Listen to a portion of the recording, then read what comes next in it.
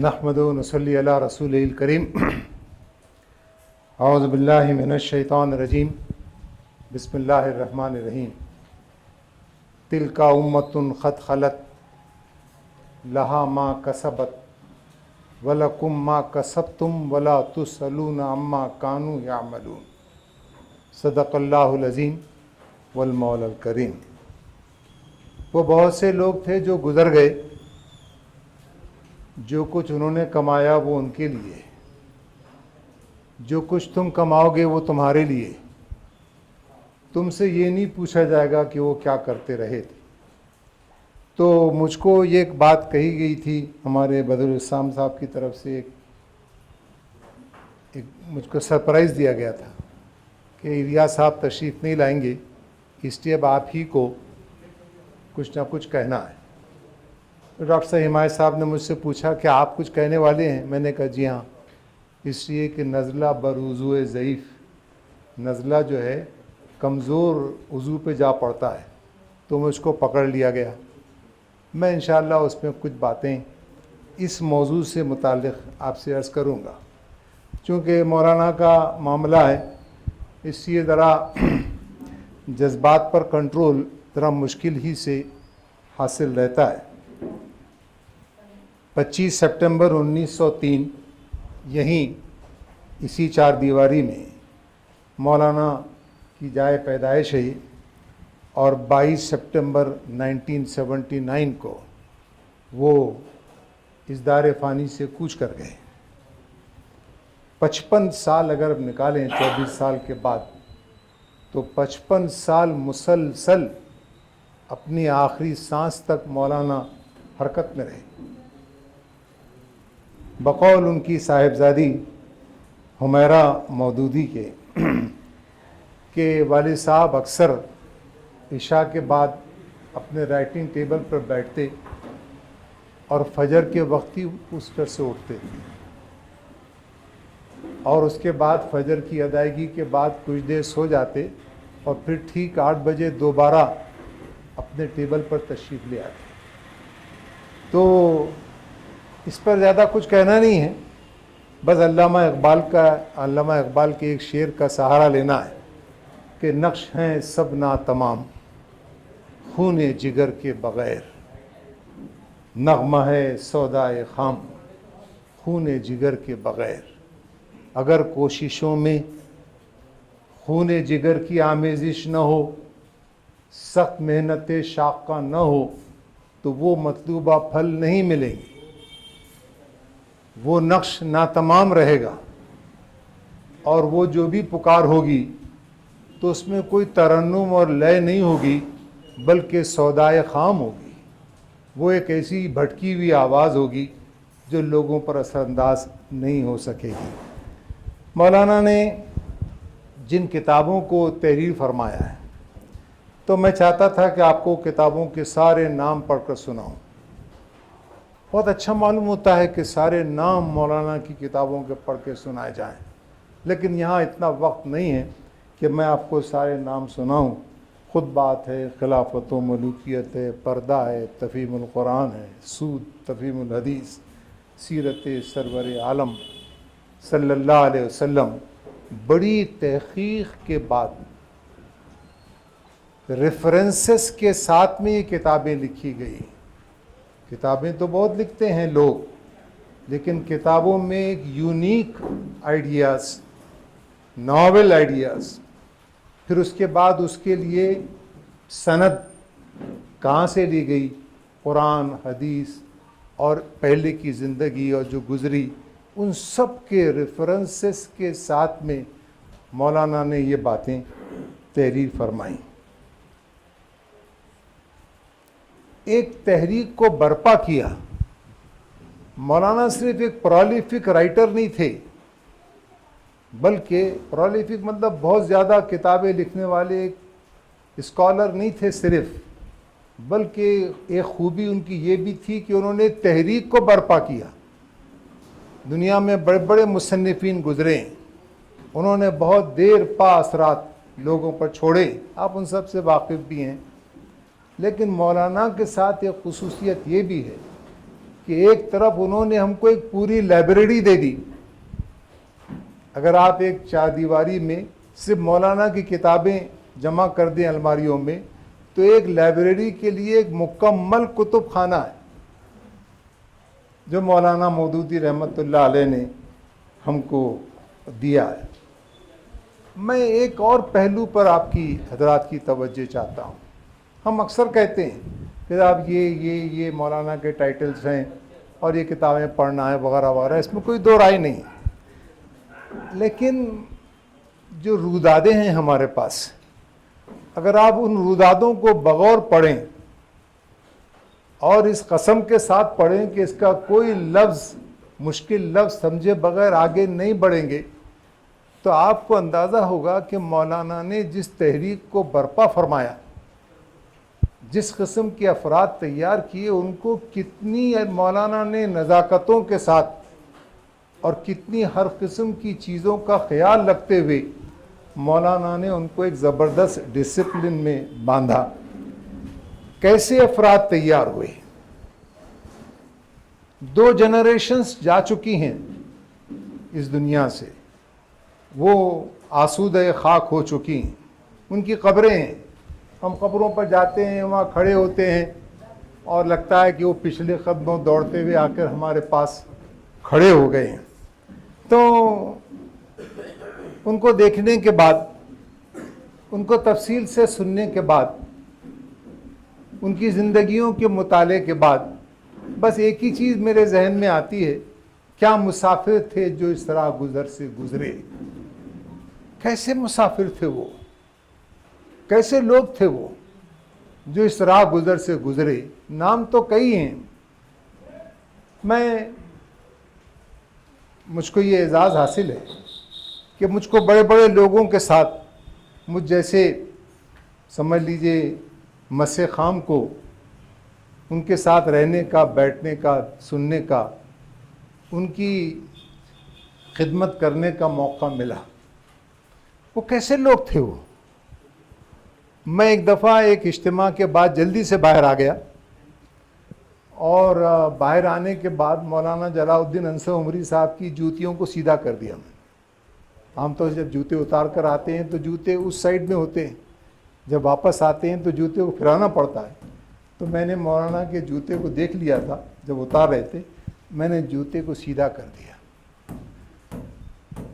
پھر اس کے بعد میں نے مولانا سے کہا کہ مولانا، مجھ کو یہ شرف حاصل ہو گیا ہے کہ میں نے آپ کی جوتیاں سیدھی کی. اس قدر ذہین آدمی تھے. کہنے لگے وہ تو ٹھیک ہے جاوید مکرم صاحب، آپ نے جوتے سیدھے کر دیے، لیکن اب میرے لیے بڑا مسئلہ ہو گیا ہے کہ جن جوتیوں کو آپ نے ہاتھ لگایا ہے میں اس میں کیسے پیر ڈالوں. ایسے پائے کے لوگ تھے، ایسے پائے کے لوگ، ایسے لوگ تیار ہوئے. رشید عثمانی صاحب تشریف لائے تو بیوی نے کہا کہ بھئی ان کو بلاؤ اپنے پاس پونا میں. اور میں نے کہا بھئی اس کے کمرے میں یہاں ایک طرف سے پردہ کھینچ دیتے ہیں، تم ادھر رہتی ہو، مولانا اتنی جگہ کہاں بیٹھیں گی. خیر تم کہتی ہو تو میں جا کے پوچھتا ہوں مولانا سے، مولانا آپ تشریف لائیں گے؟ ایک چھوٹا سا کمرہ ہے، اس کے بھی 2 پارٹیشن ہو جاتے ہیں وقت پر، اور اس طرف آپ کو بیٹھنا پڑے گا. آپ بتائیے کیا کھانا پسند کریں گے؟ پہلے میں وہاں آنا پسند کروں گا، اور کھانے میں کچھ نہیں ہے، صرف دال روٹی چاول اگر ہے تو تم وہ تیار کر دینا. تو میں نے آ کے مسز سے کہا تو بس وہی کھایا. یہ الگ بات ہے کچھ اور ہی پکایا گیا تھا، لیکن بغیر کسی تکلف کے، بغیر کسی تکلف کے. مجھ کو پہلی دفعہ مولانا ابو اللیث رحمۃ اللہ علیہ کو سننے کا اتفاق ہوا. نمائندگان کا پہلا اجلاس تھا. تو میں تو وہ جملہ سن کر رو دیا میں مولانا کا، کہ جب مولانا سراج الحسن صاحب وہ امیر بنائے جا رہے تھے اور مولانا ابو اللیث صاحب جو ہیں جو سابق امیر وہ رخصت ہو رہے تھے، تو بہت ساری تعریفیں ہوئی مولانا کی، مولانا ابو اللیث صاحب کی. اب مولانا ابو اللیث صاحب جب تشریف لائے ڈائس پر تو وہ بہت غیر معمولی تقریر کرتے تھے، ایک لفظ بھرتی کا نہیں کہتے تھے. مولانا نے کہا کہ حضرات آپ نے میری جس کارگزاری کا، یہ جملے مولانا کے، حضرات آپ نے جس میری کارگزاری کی تعریف کی ہے، میں تو اپنی کارگزاری پر شرمسار ہوں، میں شرمندہ ہوں کہ میں وہ کچھ نہیں کر سکا جو مجھ سے مطلوب تھا، جو مجھ کو کرنا چاہیے۔ میں آپ کو یہ چیز کیوں سنا رہا ہوں؟ میں آپ سے بتا رہا ہوں کہ کیا ریلیونس ہوا مولانا کے لٹریچر، کیسے افراد تیار ہوئے۔ کتابیں تو موجود ہیں لیکن کیسے افراد تیار ہوئے۔ ہم کو بھی ویسے ہی افراد کی صورت میں اپنے آپ کو بدلنا ہے۔ ایک صاحب نے کہا کہ مولانا شمس پیرزادہ کے پاس، جس وقت امیر الخیر مہاراشٹر تھے وہ، تو ان کے پاس پولیس کا آدمی پہنچا LIB کا، اس نے کہا کہ مولانا وہ لسٹ چاہیے ہم کو تمام ارکان جماعت کی، اور ان کے فون نمبرز بھی چاہیے۔ تو مولانا نے کہا کہ آپ کو کیوں چاہیے وہ؟ انہوں نے کہا کہ نہیں، ہم کو آرڈرز ملے ہیں کہ جتنے ارکان جماعت ہیں ان کو راؤنڈ اپ کیا جائے، ان کو گرفتار کیا جائے، ہمارے پاس ان کے وارنٹس ہیں، اور ہم ان کو ظاہر ہے کہ وارنٹ کے تحت ان کو گرفتار کیا جائے، تو ہم ان کے گھروں میں پہنچیں گے۔ مولانا نے کہا آپ یہاں تشریف رکھیے، میں ان سب کو یہیں بلا لیتا ہوں، میں ان سب کو یہیں بلا لیتا ہوں، میں آپ کو نمبر بھی دوں گا ان کے، لیکن کہاں زحمت کرتے ہیں آپ، ٹائم لگے گا آپ کو، میں ان سب کو یہیں بلا لیتا ہوں۔ تو بمشکل 2 یا 3 گھنٹے کے بعد جتنے ارکان جماعت تھے وہ اپنے چھوٹے چھوٹے اٹیچی کیسز لے کر دفتر حلقہ میں آ گئے۔ تو جو CID کا آدمی تھا وہ حیران اور گنگ تھا۔ یہ ڈسپلن، اس نظم و ضبط کو مولانا کی جو غیر معمولی زمانے پر جو اثر انداز ہوئے مولانا، اور جو افراد تیار ہوئے، اس کے تحت میں اس کو بہت اہم بات سمجھتا ہوں۔ لٹریچر تمام دنیا میں پھیل گیا مولانا کا، کئی زبانوں میں ترجمہ ہوا، کئی زبانوں میں ترجمہ ہوا، اور ایک زمانہ متاثر ہوا۔ ظاہر ہے کئی زبانوں میں ترجمہ ہوا، ایک زمانہ متاثر ہوا۔ میں نے ایک افریقی نوجوان کی اس کی سوانح عمری میں یہ بات پڑھی، اس نے مولانا سے کہا کہ مولانا میں آپ کا روحانی بیٹا ہوں، اور میرا تعلق ساؤتھ افریقہ سے ہے، اور میں آپ کے لٹریچر کو پڑھنے کے بعد ہی میرے اندر تبدیلیاں آئیں۔ تو کئی لوگ اس طرح سے مولانا نے تیار کیے، میں اور آپ بھی اسی قبیل کے لوگ ہیں۔ اگر وہ نہ ہوتا، لٹریچر نہ ہوتا، تو پتہ نہیں ہم کہاں رہتے اس وقت۔ سید قطب رحمۃ اللہ علیہ مولانا کو المسلم العظیم کہتے تھے، اور بہت بڑا مسلمان، المسلم العظیم کہتے تھے۔ مریم جمیلہ کے خطوط کو اگر آپ پڑھیں تو آپ کو معلوم ہوگا کہ مولانا کیسے اثر انداز ہوئے اپنے زمانے کے ان بڑے بڑے اسکالرس پر۔ علامہ یوسف القرضاوی کو آپ پڑھیے، انہوں نے مولانا مودودی پر باقاعدہ کتاب لکھی ہے، آپ روئیں گے زیادہ اور پڑھیں گے کم اس کتاب کو۔ ایسی غیر معمولی کتاب علامہ یوسف القرضاوی نے لکھی ہے۔ ایسی اس لٹریچر کی وجہ سے کیا ہوا، اس کا کنٹمپرری ریلیونس کیا ہے، آج کے موجودہ حالات میں اس کا ریلیونس کیا ہے؟ تو اس کے ریلیونس میں ایسے افراد تیار ہوئے جو بے خوف و خطر، ببانگے دہل اپنے موقف پر ڈٹے رہے، جیل و بائیکاٹ کی صعوبتیں برداشت کرتے ہوئے، انسانوں سے محبت کرتے ہوئے لوگوں نے زندگیاں گزار دی۔ کروڑوں انسانوں میں یہ تبدیلیاں پیدا ہو گئیں۔ بالخصوص اگر آپ امت مسلمہ ہند کو دیکھیں تو آپ اس میں ایسے افراد پائیں گے، آپ اور میں جو یہاں جمع ہوئے ہیں۔ آپ کو آج کوئی کہہ دے کہ چلیے آپ کو جانا ہے اور جیل میں بھرتی ہونا ہے، تو آپ بھاگ کر نہیں جائیں گے یہاں سے، آپ کہیں گے یہ تو عین سعادت ہے میری کہ میں سنت یوسفی کو ادا کرنے کے لیے اب میں جیل جا رہا ہوں۔ میرا مطلب کہنے کا یہ ہے کہ ایسے بے خوف و خطر لوگ پیدا ہوئے، لوگ تو بھاگتے پھرتے ہیں، جیسی آہٹ سنتے ہیں کہ پولیس کی گاڑی آ رہی ہے، سائرن آ رہا ہے، تو لوگ اپنے تخت نیچے چھپ جاتے ہیں۔ میں ایسے لوگوں سے واقف ہوں۔ میں نے کہا بھائی جب وہ چھپ رہے ہوں گے اپنے تخت کے نیچے، تو وہ جو امامہ باندھتے تھے اس کا کیا ہوا؟ بولے ان سے جا کے پوچھو گے، کیونکہ بیچ میں آ گیا ہوں گا نا، وہ پگڑی بیچ میں آ گئی۔ میں نے کیسے چھپے ہوں گے اتنی تیزی کے ساتھ نیچے؟ تو لوگ تو چھپتے پھرتے ہیں. جماعت اسلامی کی تاریخ یہ ہے کہ لوگ چھپتے نہیں پھرے، بلکہ لوگ ببانگ دہل بے خوف و خطر ڈٹے رہے کہ صاحب ہم نے جس چیز کو سمجھا ہے یہ عین اسلام ہے اور ہم عین اسلام کے مطابق ہم کام کر رہے ہیں. انسانوں سے محبت کرتے ہوئے زندگیاں گزار دی. انہوں نے نفرتیں نہیں بانٹیں. مجھ سے کہا گیا، ایک بہت بڑے آدمی نے مجھ سے کہا بلا کے کہ بھی ہم آپ کو کیوں رکھیں اپنے پاس، آپ کی جو کارگزاریاں ہیں ذرا ڈاؤٹ فل ہیں. میں نے کہا کیا ڈاؤٹ فل ہیں آپ کو؟ میں نے کہا کہ آپ فلاں ایشوز پر بہت ایکٹیو ہیں آپ لوگ جماعت اسلامی کے لوگ. میں نے سمجھ لیا کہ میں نے کہا اب یہاں سے اپنے چلاؤ کا وقت ہے، اب ٹرمینیشن آرڈر مجھ کو ملنے والا ہے. تو میں نے کہا موقع اچھا ہے، ساری باتیں کلیئر کر کے جانا چاہیے. میں نے کہا میں پچھلے 40 سال سے جماعت اسلامی سے وابستہ ہوں، اور میں نے جماعت اسلامی کی ایک بھی تقریر، ان کا ایک جملہ بھی یہ بتایا جائے مجھ کو کہ اس سے فساد پھیلا ہوا ہے، پھیلا ہے، آپ نہیں بتا سکتے. ایسا بریلینٹ ریکارڈ ہے جماعت کا. تو بغیر خوف و خطر کے، میں نے یہ نہیں کہا گھگیاتے ہوئے کہ نہیں میں توبہ کر لیتا ہوں، سجدے سہو کر لیتا ہوں اور میں جماعت کو چھوڑ دیتا ہوں، مجھ کو یہیں رہنے دیجیے. نہیں، بلکہ بے خوف و خطر لوگ تیار ہوئے، محبت کرتے ہوئے زندگیاں گزار دیں، قرآن سے مضبوط تعلق پیدا کیا. قرآن جس کو کہا گیا کہ اس کو سمجھنا بہت مشکل ہے، اس کے لیے اتنے علوم بیک وقت درکار ہیں، اور اس وقت تک ایسے ہی پڑھتے رہو، اس کو بغیر سمجھے بوجھے پڑھتے رہو، تو لوگوں کی نسلیں چلی گئی قبروں میں قرآن کو بغیر پڑھے ہوئے، بغیر سمجھے ہوئے. مولانا نے قرآن کو آسان کر دیا.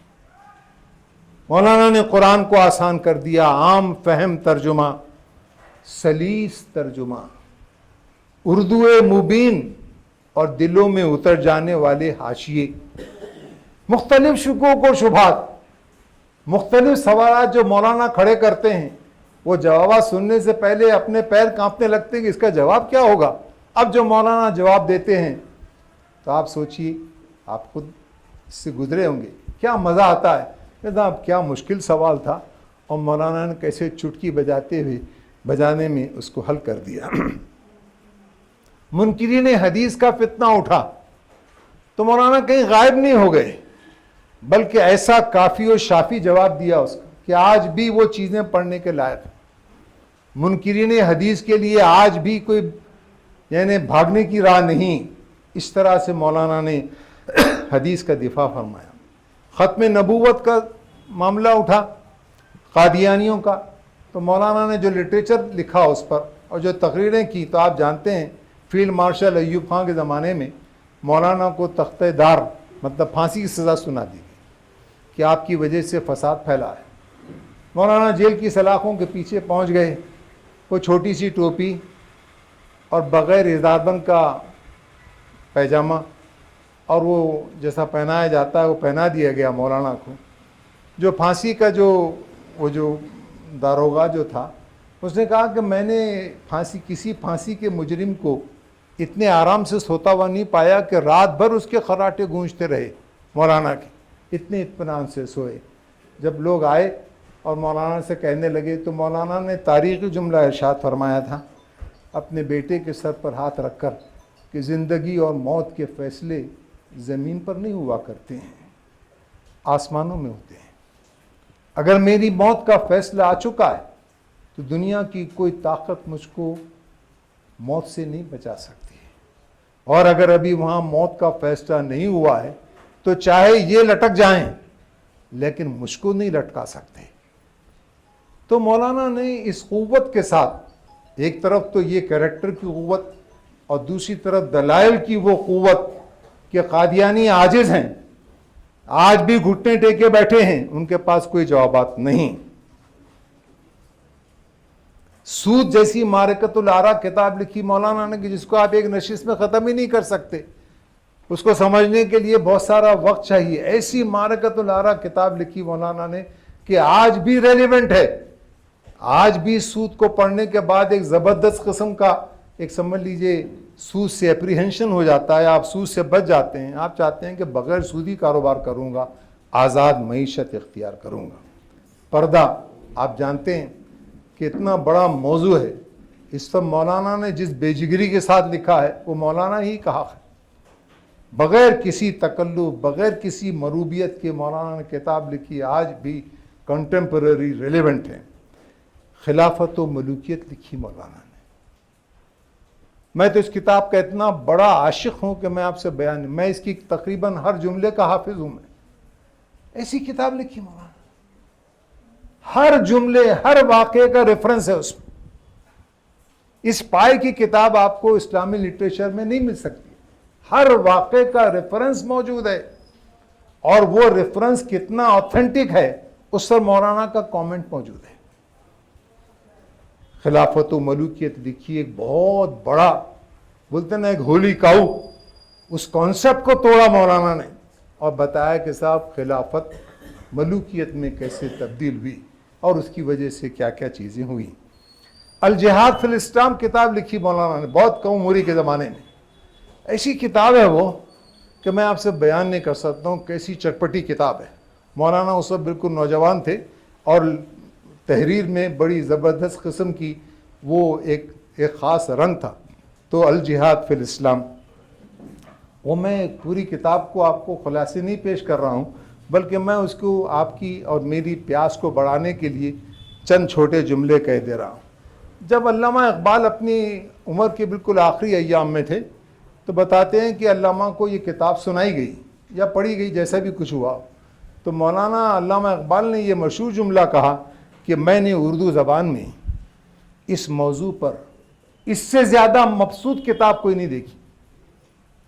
علامہ اقبال جیسا وریشیس ریڈر, اتنا پڑھنے والا, جس کو فلسفیوں کا امام کہا جاتا ہے, وہ شخص یہ کہہ رہا ہے, علامہ اقبال کہہ رہے ہیں کہ اس موضوع پر اس سے زیادہ مضبوط کتاب میرے مطالعے میں نہیں آئی. نوجوانوں کو چیلنج دیا علامہ نے, نوجوانوں کو بتایا کہ تم کیا کر سکتے ہو, تمہارے اندر کی قوتوں کو ہم کیسے چینلائز کر سکتے ہیں, اسلام کیسا چینلائز کرتا ہے. اور وہ جملہ تو بس ایسا ہے کہ آب زر سے لکھے جانے کے لائق ہے کہ قوت ڈھل جانے کا نام نہیں ہے, ڈھال دینے کا نام ہے. قوت مڑنے کو نہیں کہتے ہیں, موڑنے کو کہتے ہیں. آپ اکثر بیشتر پڑھتے بھی رہتے ہیں. مولانا نے نوجوانوں کو ایک ٹارگٹ دیا. وہ ٹارگٹ ایسا ہلکا پھلکا ٹارگٹ نہیں تھا, بلکہ بہت چیلنجنگ ٹارگٹ علامہ مولانا نے مسلمان نوجوانوں کو دیا. اسلام کے اخلاقی نظام کو اتنے اچھوتے انداز میں مولانا نے ڈیل کیا ہے کہ میں تو کہتا ہوں آپ بڑے بڑے عالموں کو ان کے لٹریچر پڑھ لیجئے, آپ کو وہ بات نہیں ملے گی جو مولانا نے اپنی اس لٹریچر میں. میں تو لے کر آیا تھا, لیکن مجھ کو بدر کبھی اتنے غور سے کوئی تقریر سنتے نہیں ہیں, لیکن وہ اس لیے سن رہے ہیں کہ کیسے مجھ کو روکیں. تو میں اس کا لحاظ رکھتے ہوئے اپنی بات کو ختم کرتا ہوں. آپ روداد حصہ سوم میں سے, روداد حصہ سوم میں 212 صفحے پر اور 212 سے لے کر 220-22 صفحے تک آپ پڑھتے چلے جائیے, آپ کو معلوم ہی نہیں ہوگا کہ آپ نے کتنے پیجز پڑھ لیے. آپ نے مولانا کہتے ہیں کہ ایک تو ہے بنیادی انسانی اخلاقیات اور دوسرے ہیں اسلامی اخلاقیات. اسلامی اخلاقیات بنیادی اخلاقیات کا تتمہ, مطلب کمپلیشن ہے. وہ اس کے بغیر انسانی بنیادی اخلاق مکمل ہو ہی نہیں سکتے.